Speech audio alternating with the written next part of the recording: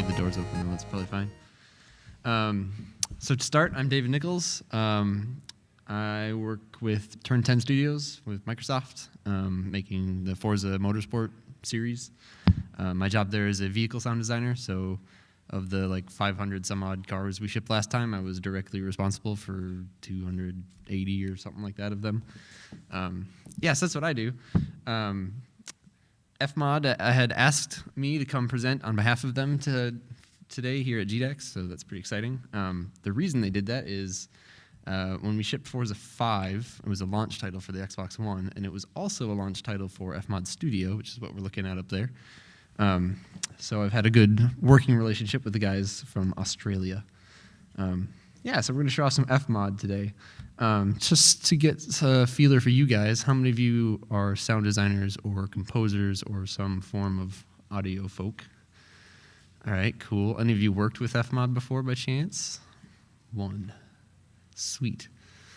How about the rest of you? Like programming? Anyone in programming? Art? Anyone do art? Hey, cool. You can hang out too. I probably won't have much useful for you, but hey, it's fun. Yeah, okay, so I got some sound people here. Composers versus sound designers. So we have composers. A bunch of you. Okay, so I probably want to talk more about the music system than the sound design stuff for you guys. All right, so I'll try to make sure that I spend lots of time talking about that today. All right, so for starters, this is, what you're looking up there is FMOD. This is actually the sample project that you get when you download FMOD. When you go to FMOD's website and you hit download, it comes with it. So, go ahead, grab it. It's free just to play around with. So go ahead and definitely check it out. And anything that you see here today is stuff that you can play with on your own at any time. Yeah. To get started, though, if you're going to start a new project with FMOD, the first thing that you're going to want to do after you've opened FMOD is go into the preferences and make sure that everything's set up correctly.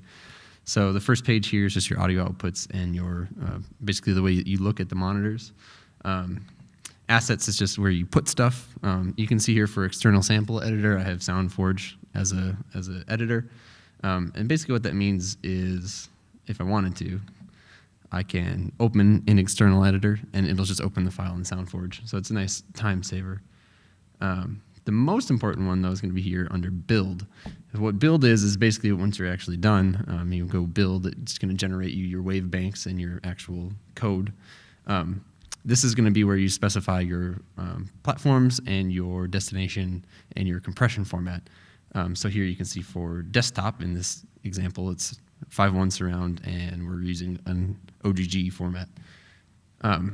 If you're going to work on Xbox or PlayStation, you have a multi-plat game, you can actually set all of your compression settings, whatever, independently of each other. So that's pretty neat. It's also pretty new to have it here. So if you worked on an older FMOD, that might look a little different.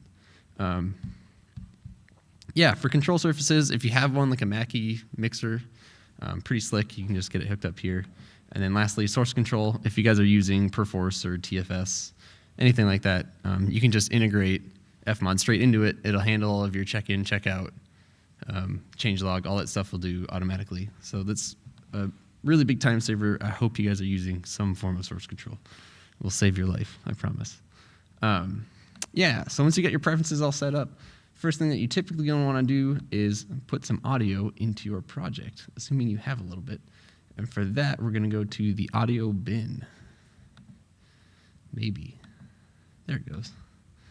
Oh no, it's off my screen. That's a problem.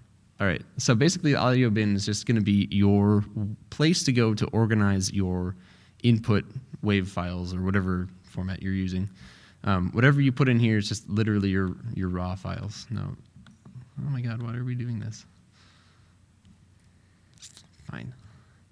You can see here at the bottom, you have a little preview. You can listen to whatever this is. Maybe. You can also set something to the loop or whatever. That's pretty cool. I don't know why my mouse is being totally unresponsive. Thanks, Windows 10. All right, you know what? Whatever. We'll just restart it. It'll be great.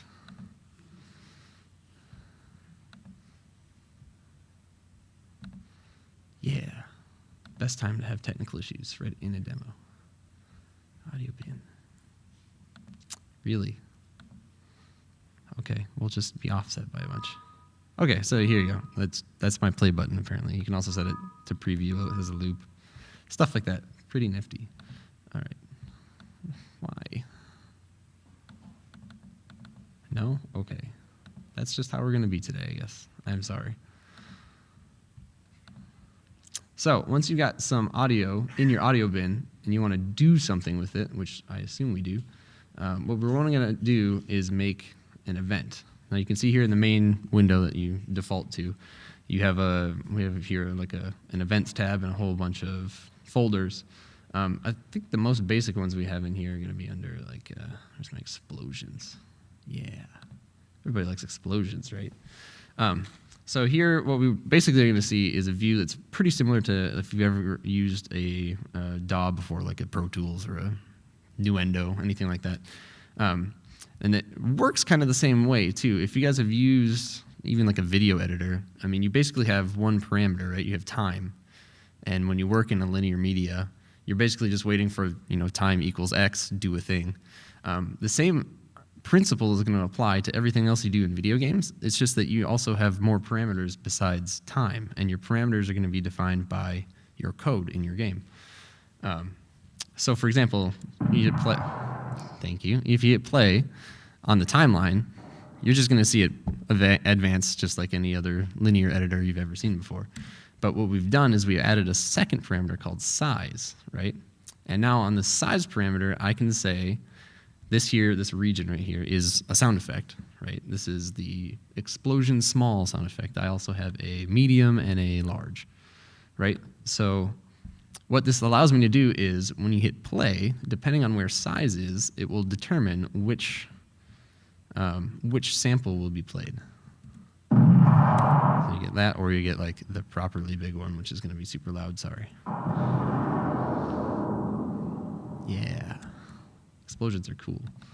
All right, so basically that's pretty much the whole concept that we have here. The only thing we're going to do from here is make it more complicated. So for example, what you're seeing below our audio tracks here is some automation. This is the same as if you get in like Nuendo or Pro Tools, whatever. We basically have here a pitch automation. You can see where it says pitch right there.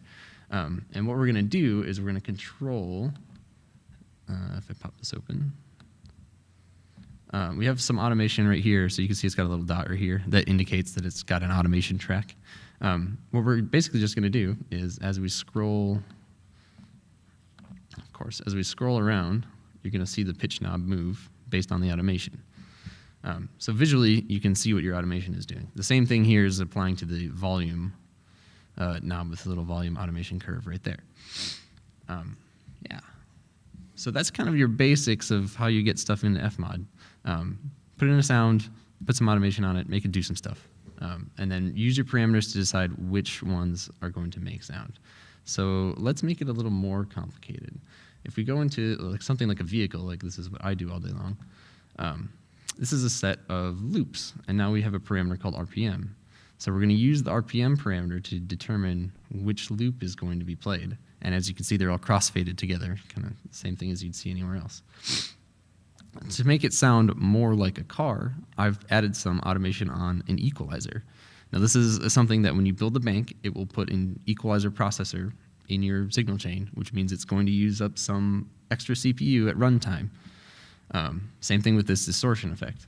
But what it allows me to do is now I don't have to go and make a bunch of pre-processed loops that are, already have the EQ and the distortion on it or whatever.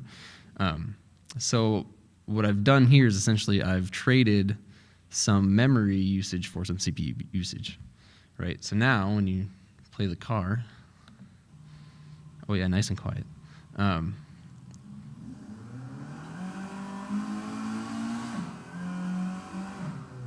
See, it sounds like a real car, or real enough. We also have a second parameter here, load, and load is where actually all of the interesting stuff is. So you can see we have automation on all three bands of the EQ, as well as the distortion and a little bit of the volume. So if I were to go somewhere like in the middle, you can hear it gets a lot louder, essentially.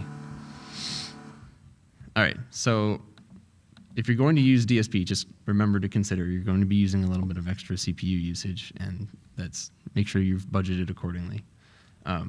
The alternative is actually an example over here, where I have some pre-processed loops that are both representing load and unloaded. So for example, this is my awesome lawnmower, by the way. If that's with no load, it's kind of like not really working too hard, and then you make it work harder.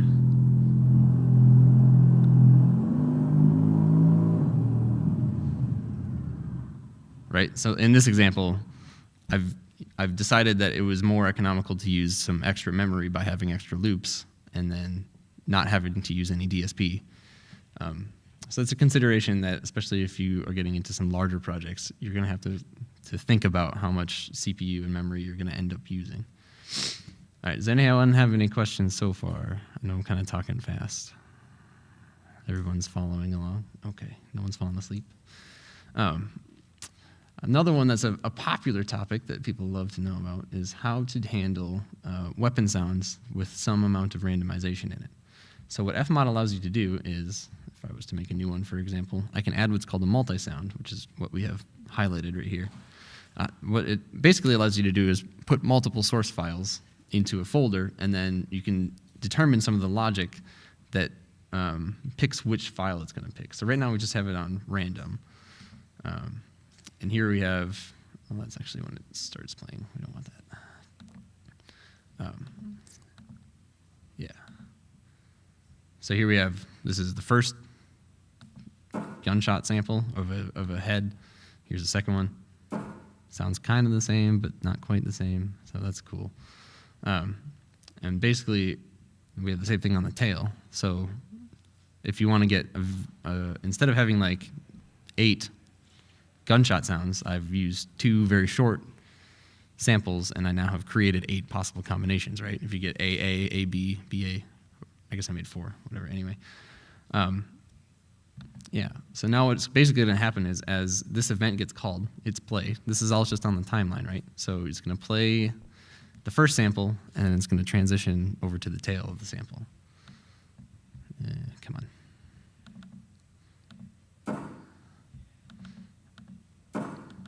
All right. So in a game environment, you hear them close enough to each other that it'll actually sound a little different. One thing that this will catch you out on is a lot of times if you're going to use sample sort of ways to vary it up, you probably also put a little bit of pitch shift as a way to make it so you don't get this, a repeated sound over and over and over on top of itself. If you wanted to do that on top of this with a double system or the head and tail, if you put random pitch shift on it, you might get like the head to go up and the tail to go down, and that would sound pretty weird. So a way that you can get around that actually is by using a nested event, right? So we have this called event sound, right? It even labels it nested event. If you put it in there like that. And this is, literally as it says, it's just a nested event. So if I copy this audio track and I put it in here, zoom it back in, right? So now I've basically put the same exact audio into a nested event. But I can go onto the nested events shell, and then I can add my random pitch. Probably not a whole lot. So now, every time I call the event, stop. It'll be a little bit different every time, with a little bit of pitch change, but the pitch change will be the same for both samples. So that's a good example of using nested events to keep modulation the same. Yeah, this also works too. Like if you look, any knob that's in FMOD, you can add modulation to, and they're always going to come with these options: random, ADH, or HDSR, and sidechain. Sidechains are pretty costly and expensive, so I probably wouldn't recommend using them unless you really, really need to. And that's really useful for if you're going to use like a ducker, like a sidechain compression.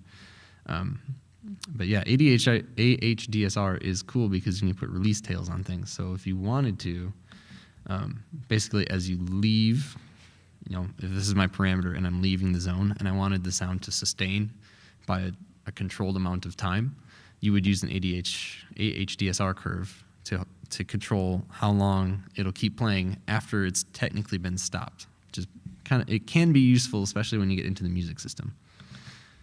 Speaking of music system, you guys probably just want me to talk about that now. So this sampler project has 3 examples here of different ways that you can handle your music. Now, it's really important to know which way your audio director is planning to handle this, because it will change the way that you have to write and record your compositions, if that makes sense. So for example, in this particular case, this is probably about the most simple one you can get. We basically have an intro, so to speak, and this is just a loop, but it's got a fade on it. You can see the fade right here.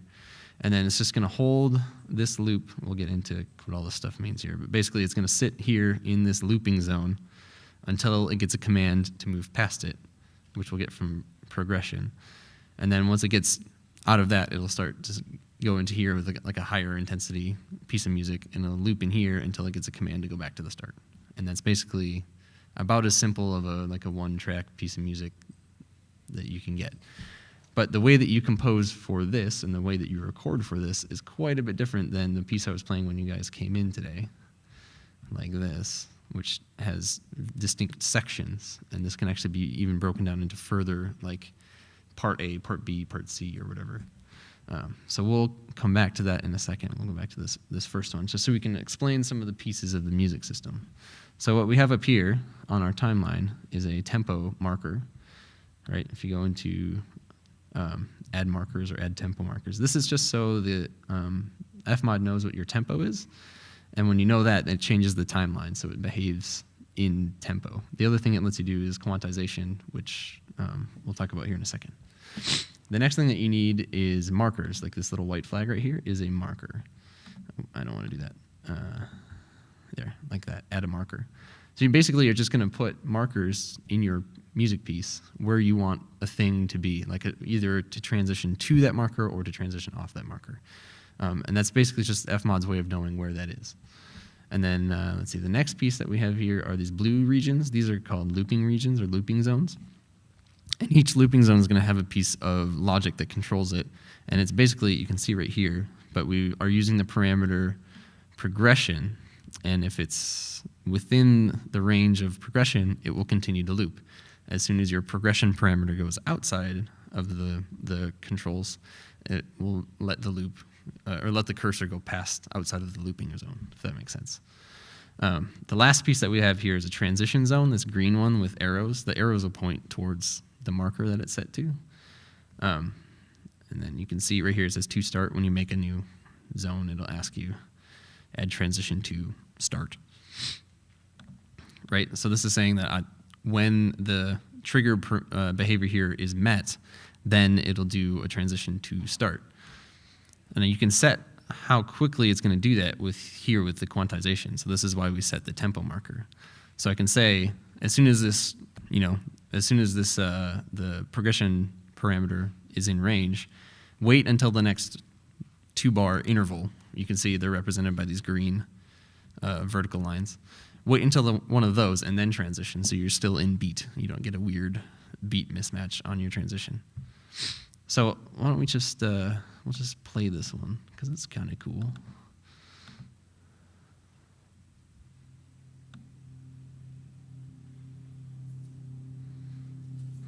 So there's your intro, and then now we're into the kind of the looping drone.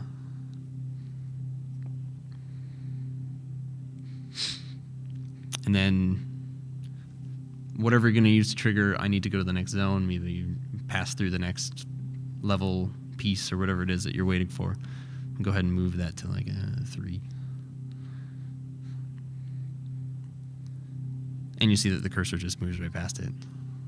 And then down here we have an additional music track that's starting up.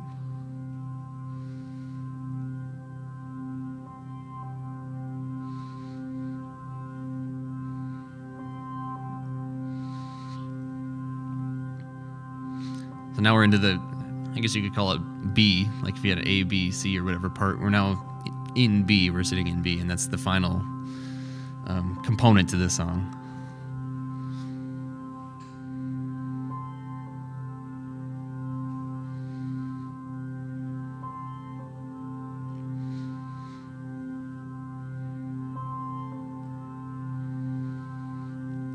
And it'll sit here and happily loop until the end of time, or until our progression drops back below 0.2. And you can see it waited until, even though I moved the knob, it waited until it got to the quantized beat location to move back. And then now we're back here. So that's pretty cool, eh? Let's try something a little more complicated. We're going to go to, this example is pretty neat too.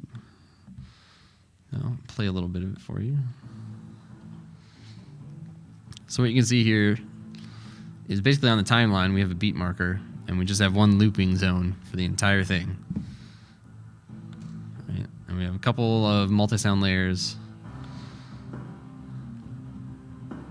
Ooh, come on, I'm just gonna hide this.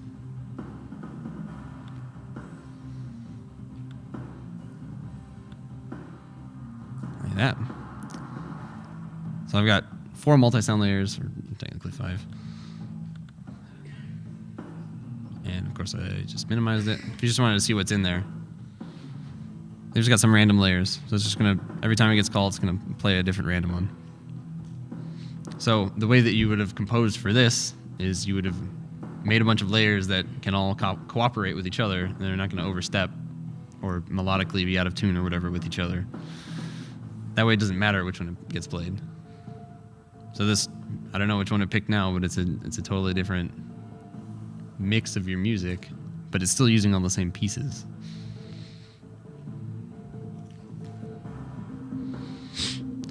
So in this case, this is a different type of music randomization. I think they call it vertical randomization, where you're basically changing the components that are being played, as opposed to changing the format. And then this way with the level knob, instead of controlling where in the song we're playing, we're actually going to change the balance from all the different components. So if I go way up to like a 60,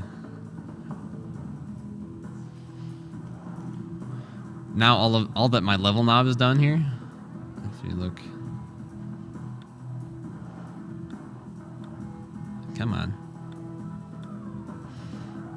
you can see what my level knob is doing. It's basically just telling which layers are going to be playing based on this. So here it was like the most intense. That didn't work out.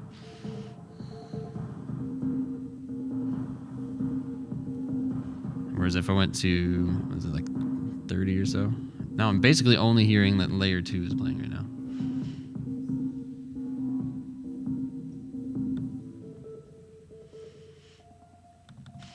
So that's 2 different ways to get some dynamics into your music with basic, like very simple FMOD controls. So let's talk about this complicated one, because that looks scary, right?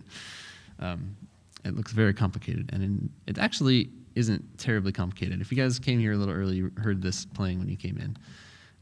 Basically what we have is, if we look at the markers there, we have a rest position, or basically just like an intro. We have a low intensity, we have a medium intensity, a high intensity, and an actual ending. And then we have, obviously we have our loop layers, those are all the same, nothing's changed there. And then we have these transition zones that have these weird diamonds at the end of them. So what does that mean? With these transitions, what we actually have is this little tiny gap that opens up in the middle of our transitions, right here, where I can tell the transition zone what to do when it's in a transition. So basically what we're looking at here, this half of this track is this. This half of this track is the destination. So in this case, it's this one. And then what we've done is we've added a transition track, which is just going to play a stinger. So it's going to like a little orchestra hit. And that's going to mask this otherwise hard cut as you go from piece to piece. So you can just audition just the transition by itself there. All right.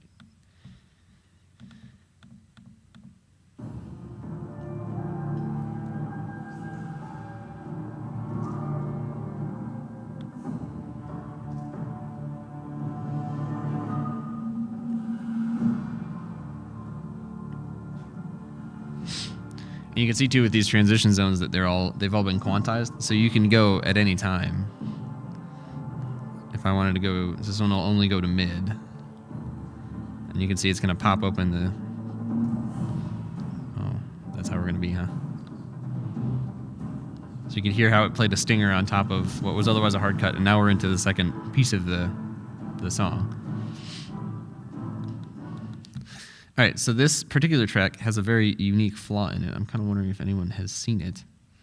And that is, if I'm here in low, and I wanted to go to rest, so if I was here in low, and I was just hanging out, of course. Just gave away the answer. Yeah.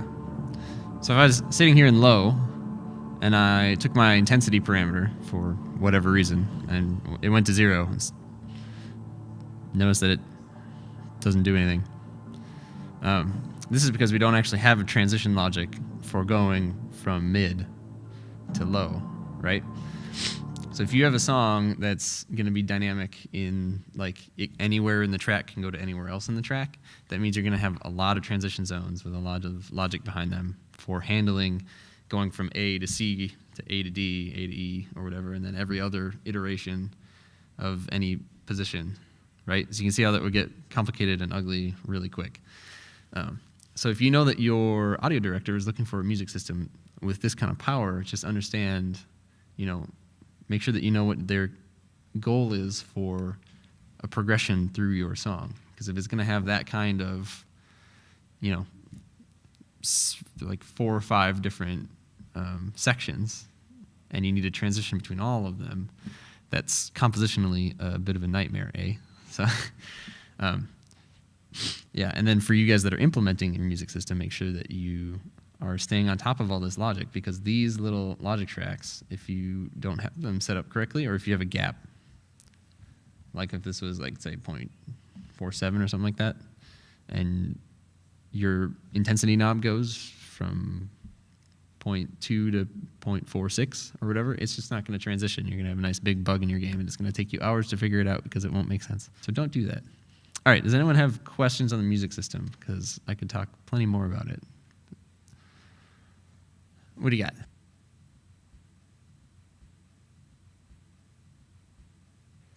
Yeah, you totally could. So in your, this one's just going to be stuck open, so we'll just use it. This is going from rest to low, but the same principle applies. So this is your tail of the one you're transitioning out of. This is the head of the one you're transitioning to. And in this particular case, they're just different places in the same track. And you're not going to let me crossfade them. So that would be a upcoming. Oh no. Why? Right. Okay, that's why. So it allows you to do a fade down, fade up, but not an actual crossfade to the same track. That's why they've covered it with a stinger. There we go. Okay, so that didn't answer your question, but also answered your question. So no, you can't crossfade to itself. You can cover it with a stinger. You can do a fade.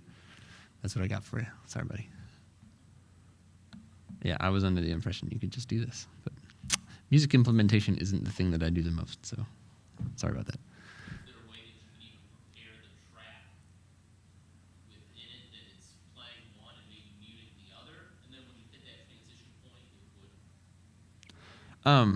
of just fixing it a different way to kind of get around the technical. You can do with a volume automation that would go to 0, right? If I had volume automation, so I had track 1 and track 2 or whatever. Yeah, you could totally just do a. Come on. This is fantastic to do on a laptop, by the way. You can do like this, right? So I basically faded it out, and then you do the opposite on a second audio track. So that would get you a crossfade. You're using twice the voices, but that'll get what you want. If you don't want to cover it, I mean, this example, they just put a straight stinger over top of it. So, what do you got?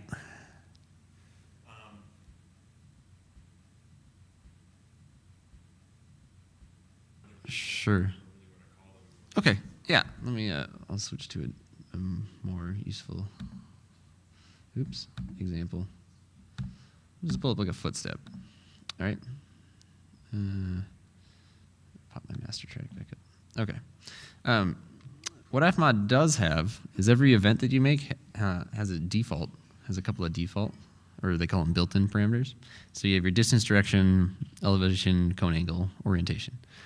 So when your programmer adds a link to play an event, if they pass through any of these, which are part of the standard FMOD API, that all goes straight to this 3D panner.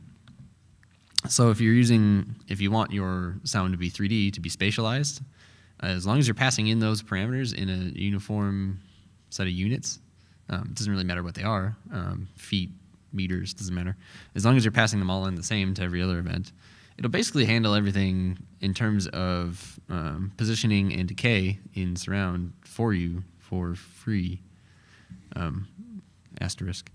And then you can control its attenuation and stuff like that right here in the 3D panner. So you can say, the maximum distance you should be able to hear the sound is 20, whatever the units are. How do you want it to ramp off? It's right there. Does that kind of get you in the direction you're asking? Yeah, but I was thinking more for timing. Yeah, timing with animation is tricky because unless you're using a bunch of different hooks in your animations, if you have a really long animation, you're just going to be going straight off of matching the timing. So if an animator like speeds up the animation 10%, yeah, now you're going to have to speed up your audio 10%. And yes, that is a pain. That's why, you can do multiple hooks in your animations, so you have multiple calls to a parameter if you wanted, like a progression parameter on the animation, but now that's a different kind of a whole bunch of extra work. But if you're doing like a movement sound, like a sword swing or something like that, you'd probably have your audio be in like 2 or 3 pieces anyway, right? You have an initial fabric swishing kind of sound, and then you have whatever, like a whoosh through the air or whatever like that. So you could tie those individual parts of your sound to different hooks. That way it would kind of automatically go along with the animation regardless of what the animation does or changes, and or if they're using a dynamic animation or something like that. That would sort of alleviate a lot of those problems. But yeah, ultimately, if you're going on something pretty simple in terms of code, it's going to be doing a lot of hard matching times and probably a lot of bug reports on things that get changed. Yeah, I definitely haven't ever had to do that ever. No. All right, anybody else have any questions? What do you got?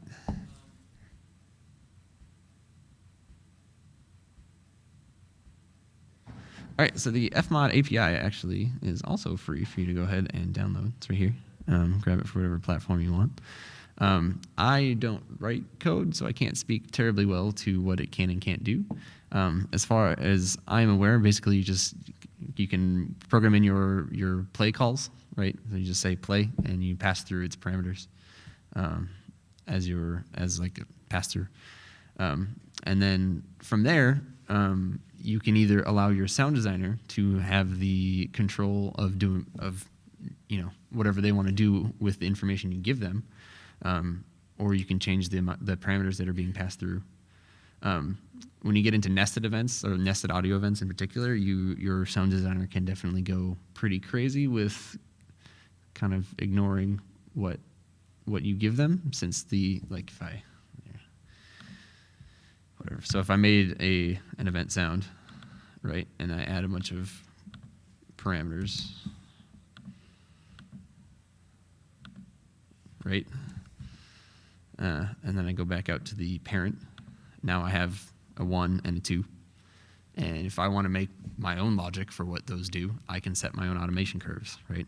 Or an AHDSR curve or whatever. I can do whatever I want with it, and I can basically ignore all the programming that you've sent me on my parameters. Or I can even use parameters that didn't exist, as long as I can make the logic that controls them off of the ones that you gave me. So really it depends on how crazy your sound designer wants to get with having to do their own.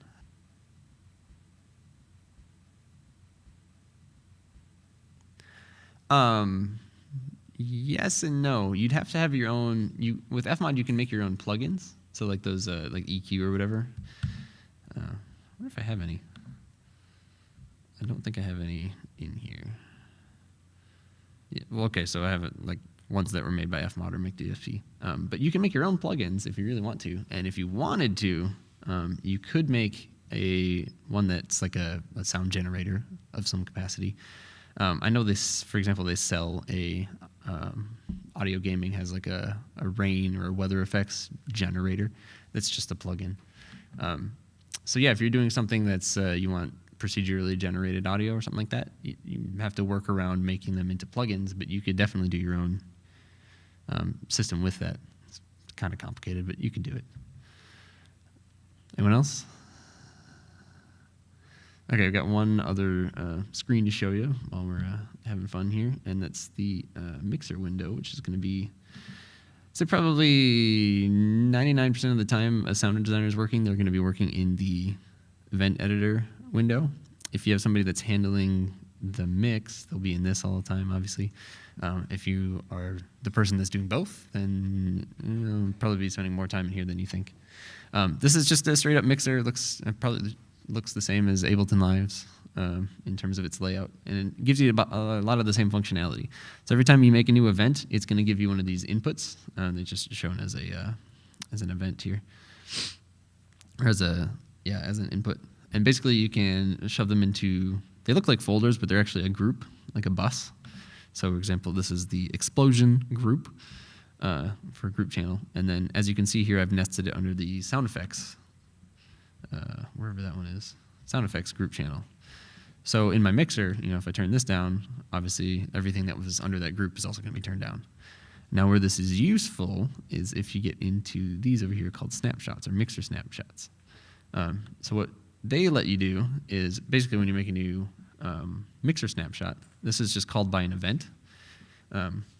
So you'll make an event and you'll put a snapshot on it, and then when that gets activated, the mixer will do whatever sort of thing you have in here. So it's essentially like automation for your mixer, kind of. In this particular case, we made a pause menu, and what we've done here is we've turned the music down, we've turned all of the other sound effects individually, we've kind of turned down, and that's about it. We left a couple of things going. So we left reverb alone, and we left whatever that one is, we've left it be. Oh, object panning. Okay, so those are being not controlled. So the faders kind of like grayed out or whatever. They're not being controlled. But if I wanted it to be, I can say scope in, which adds it to the snapshot, and then now I can turn it down to, or whatever. So now basically anytime that the mixer snapshot's active, it'll go in and change things. And that's important because they'll also bounce against each other. So it would be a weird example, but if I have like a pause, and like if you're in Xbox when you are inactive on the game, it's like you go to the home menu or whatever. Those are actually two separate states. So you can have a pause state and a inactive state, and those two technically can overlap. So the pause menu might turn stuff down, and then the inactive will turn everything like all the way down. But you can totally change it so like the music goes up if you wanted to, while your game is inactive. That's probably violates Xbox terms, but that's fine. Anyway, yeah, so snapshots are actually very, very, very, very powerful because you don't want to have to go in and make a pause parameter on every single event you have and put a little volume down curve on it. That would be a pain, especially when you're dealing with 500 some odd cars. Like, that would be gross. So yeah, mixer anything is definitely broad.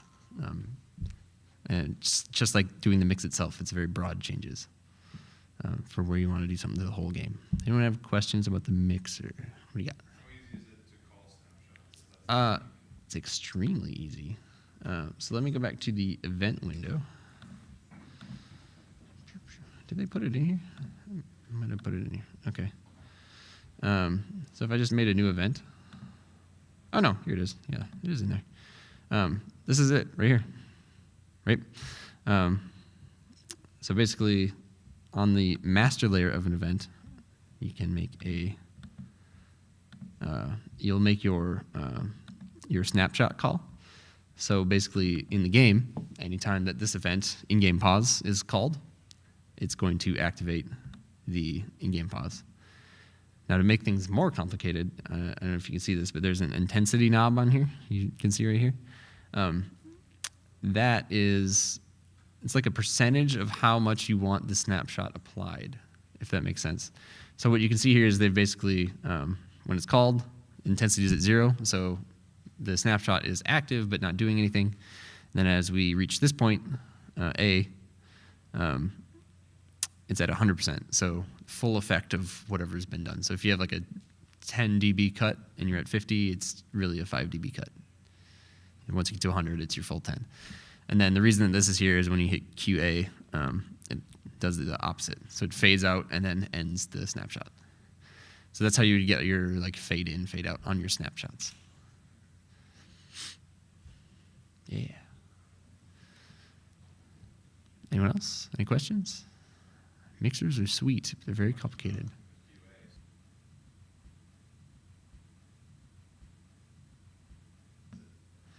So in your when you're at like runtime. Oh, this one's broken. Basically, what this is supposed to do is when the timeline hits here, it's like essentially a loop zone, like in the music system, like a looping region, but it's actually just a hold, and then the event is waiting for QA, which would be another code pass through, and then when that's active, it releases the hold. Curious why that one doesn't work. Oh, I'll play with it later. Oh, yeah, FMOD put this project together. I'll have to look into that.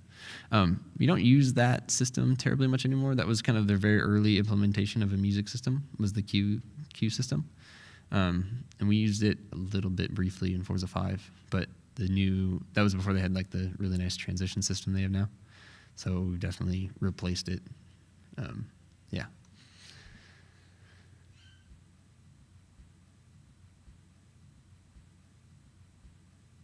Okay. This is a very complicated and very loaded question, and I have a bias, obviously. But yes, I have used Wise before. The biggest difference that I see between FMOD and Wise is FMOD's interface, if you hand it to somebody who knows how to do sound and doesn't know how to do programming, will pick up getting stuff into FMOD way quicker than they will in Wise. Wise's interface is a little more technical, let's say. The other differences are pretty minor. They're going to be like just differences in the way that you do things and the way you approach things. Personally, I think the FMODs is a little simpler, just to kind of digest. And Wise probably can do more stuff. I mean, Wise has been around another, 2 or 3 years older than FMOD, so it's maybe more feature-rich in terms of giving you other things you can do, like the Battlefield Dynamic Volume System, whatever they called that, HDR. That's built into Wise. If you want to use it, it's there. FMOD doesn't have anything like that. But I think for most people, just getting FMOD up and running, especially since it has the Unity integration packaged up and ready to go for the most part. I think that's a pretty big selling feature for FMOD for a lot of the people, especially that are here. That most of the games behind us are probably running some form of Unity, right? So that's a big plus. And then just the simplicity, like it's very quick to get up and running, especially for audio people who may not like code. Yeah. And it looks like that's going to be about time. So if anybody has more questions, come find me later. I'll be around most of the other audio talks for the rest of the weekend.